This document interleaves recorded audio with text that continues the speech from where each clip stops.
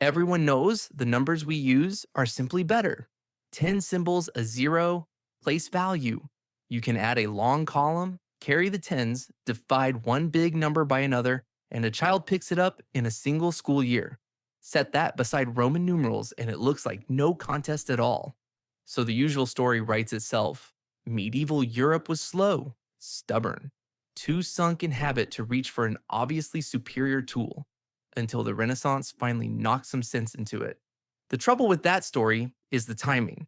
The new numerals reached Christian Europe around the year 1000. A monk named Gurbert of Aurillac, a man who would end his life as Pope Sylvester II, carried them north from the edge of Muslim Spain and built them into a calculating board. Europe had them, used them for a while, then quietly set them back down.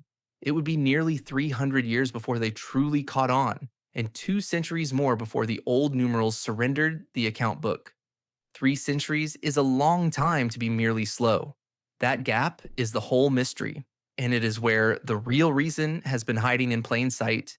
Let me concede the obvious part first, because the paradox only earns its keep if it is stated honestly. On paper, the Hindu-Arabic system is not slightly better than Roman numerals. It is wildly better. Try multiplying the Roman figure for 2,478 by the Roman figure for 59 with a quill in your hand, and you will feel your will to live drain out through your fingers. The same sum in the new digits is a school child's homework. Place value carries the weight. The position of a digit tells you its size. The zero holds an empty column open so nothing slides out of place, and the whole of arithmetic collapses into a few steps you repeat until you are done. None of that is in dispute. If the only question on the table were which notation is better for calculating on a page, the contest was over before it started. But calculating on a page was not the question medieval Europe was actually asking. This is the detail most people miss, and everything turns on it. In medieval Europe, almost nobody did their arithmetic on a page. Here's how the sum really got done. A merchant, a clerk, a treasury official sat in front of a board or a cloth, ruled into columns. He laid down small counters, a column for units, a column for tens, a column for hundreds, and he pushed them around by hand, sliding and clearing and grouping, much the way you might work an abacus today. The counters did the arithmetic. When he reached his answer, he wrote it down in Roman numerals, because writing it down was the only part the numerals had to do. The thinking lived in the fingers. The page was just the receipt. Once you see that split, the paradox comes apart and reassembles into something much sharper. Roman numerals were never really competing with Hindu-Arabic numerals as a way to calculate. They were competing as a way to record. And for setting down a finished, settled number, they were completely adequate. The famous gift of the new system, quick computation with pen on paper, was a brilliant answer to a problem Europe did not feel it had, because the counting board had already solved it. Give that its proper name, because it is the hinge the whole story swings on. The decisive difference was never which system calculates faster. It was where the calculating happened in the first place. As long as the arithmetic lived on the board and the page was only for the result, the new numerals offered no advantage worth the enormous cost of relearning everything and retraining everyone who touched a ledger. A better tool for a task nobody performs on paper is not a better tool. It is a curiosity. Now follow the digits back to where they were born, because a real irony sits at the source. We call them Arabic numerals. The Arab scholars who handed them to Europe called them Indian. In a treatise finished in the year 628, the Indian astronomer Brahmagupta set down formal rules for zero, treating nothing as a genuine number you could add to, subtract from, and multiply by, exactly like any other. The place value idea in India was older than that. A century or so earlier, the mathematician Aryabhata had already worked with positions that carried value, even without a written symbol for the empty one. And the zero itself, the little circle, is oddly hard to date. The oldest securely dated zero, carved in stone, comes from a temple inscription at Gwalior from the year 876. where it sits inside the measurements of a garden already drawn as the small ring still in use today. Some scholars point to an older birch bark manuscript, the Bukhshali text, which a 2017 radiocarbon study dated in part to several centuries earlier than anyone expected. I find that particular result genuinely unsettled, and I want to be plain about it rather than tidy. The 2017 dating surprised the very people who ran it. The manuscript is a patchwork of leaves written at different times, and I would not hang a confident timeline on a single carbon date from a document like that. The safe statement is also the honest one. The system matured in India across centuries, drawing on a word, shunya, that meant emptiness and carried real weight in Indian thought long before it was ever an arithmetical mark. And the zero was the last and strangest piece to click into place. From India, the whole system passed into the Islamic world, and it was there that it picked up the name that later stuck to it in Europe. In Baghdad, around the year 825, the Persian scholar al-Khwarizmi wrote a book on calculating with the Indian numerals, laying out the patient step-by-step procedures for working with them and openly crediting India as the source. His name, ground down through Latin, became the word al-Khwarizm, the medieval term for computing with these exact digits, and centuries later, it hardened into the modern word algorithm. The scholars of the Islamic world did not simply carry the numerals from one place to another. They built the arithmetic that made the numerals worth carrying at all. There is a small detail here worth holding on to. The digits that scholars in North Africa and Muslim Spain actually wrote, the ones a European would first have seen, were called GUH bar numerals, from a word for dust, because they were first traced in the dust of a counting surface. Those dust shapes are the direct ancestors of the digits on your keyboard, which brings the story to a boy standing in a customs house on the North African coast. His name was Leonardo of Pizzu, and history remembers him as Fibonacci. His father was a Pizan trade official posted to Buja, the port now called Bejaia in modern Algeria, and he had his son schooled there in calculation. What Leonardo picked up from his Arab teachers was not a parlor trick with numbers. It was the entire commercial engine. How to reckon a profit, convert one currency into another, divide the takings of a partnership, all of it faster with pen and paper than any counting board back in Pee Zoo could hope to match. He went home and, in the year 1202, wrote it down in a book he called Liber Abaci. The book of calculation aimed squarely and deliberately at merchants. He even ferried the vocabulary across. His word for zero was zeph-i-rum, borrowed from the Arabic cipher, and that single word forked as it traveled, splitting into two children still in everyday use, cipher and zero. Here's a small confession. The first time I read that these numbers sat inside Europe, available and understood and written down in books, for 2 full centuries before they caught on, I assumed I had misread the date. It seemed impossible on its face. A plainly better system, right there in reach, and shrugged off. But that reaction is exactly the trap the whole episode sets. It measures the medieval world against a modern problem instead of its own. Because even after Fibonacci, adoption crawled.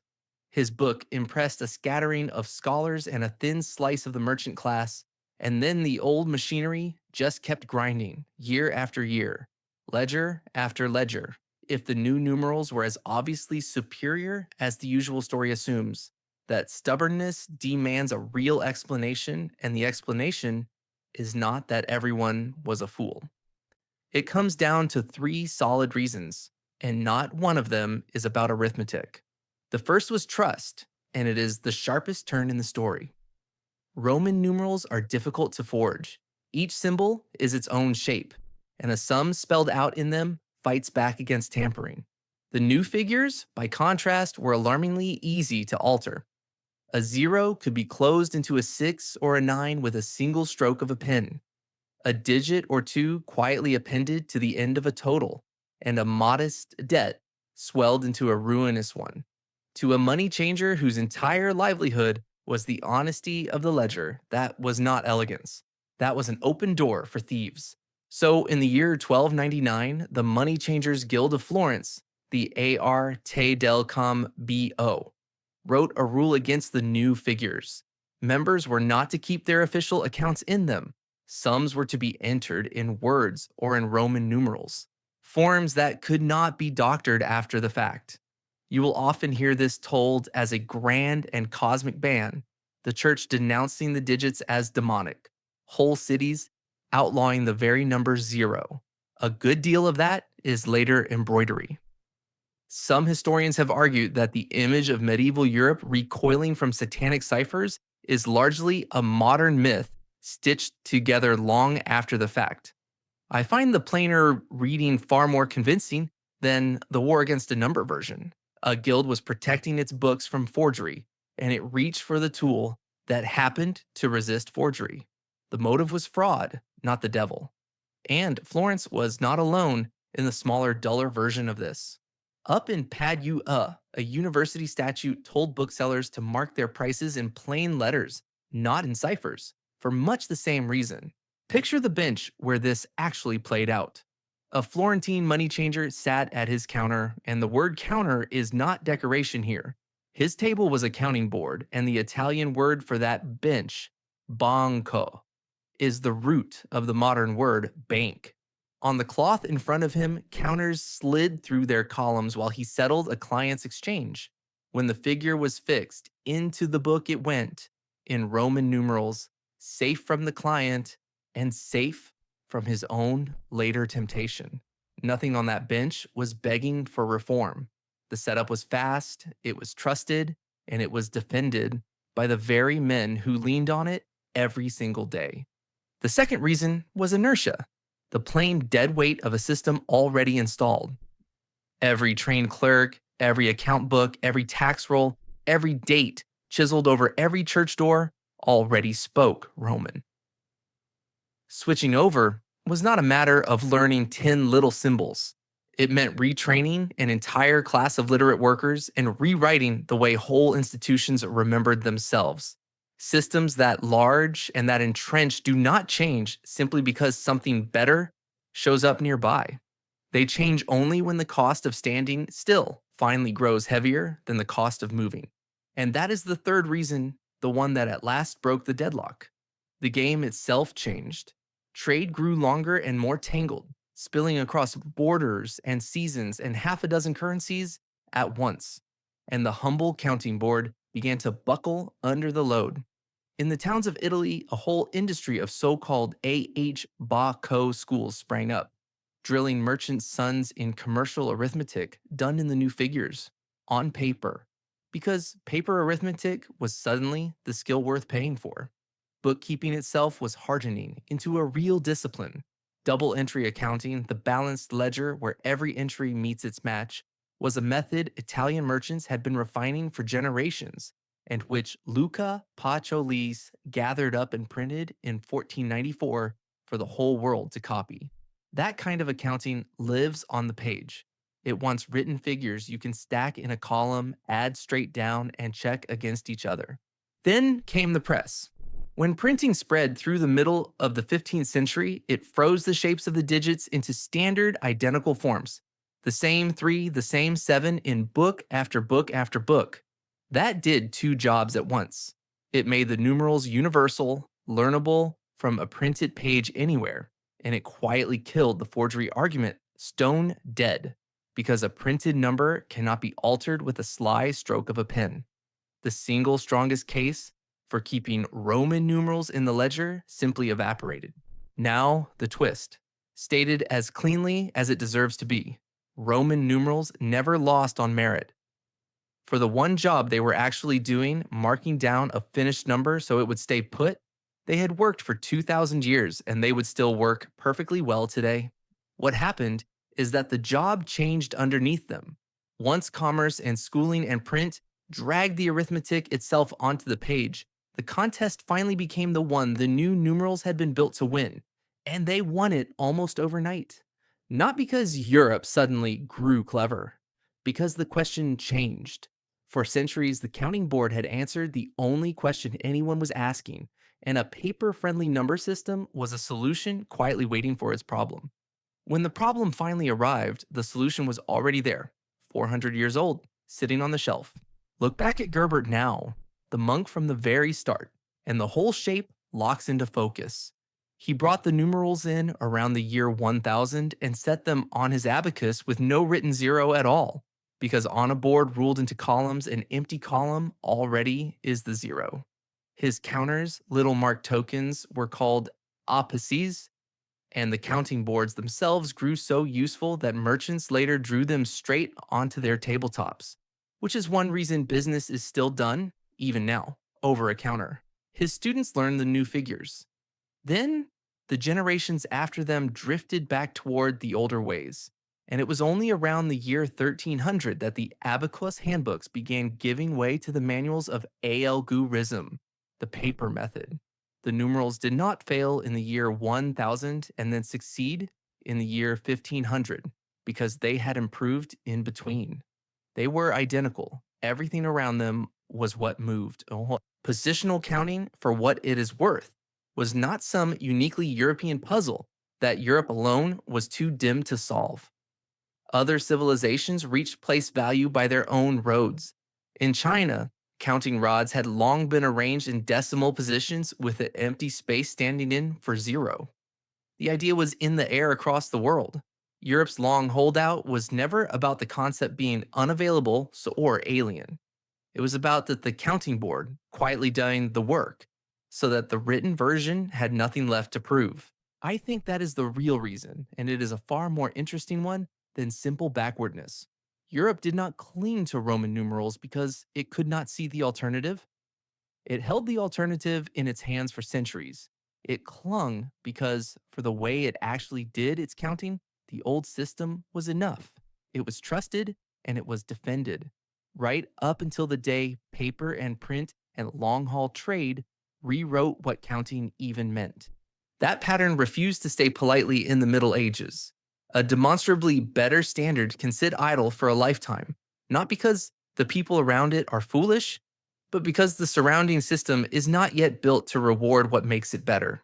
And then the conditions shift, and the same idea that once looked like an eccentric curiosity becomes the flat, obvious default, and everyone hurries to forget it was ever resisted at all. The better mousetrap does not simply win. It wins on the day the world finally needs that exact mouse caught and not one day before.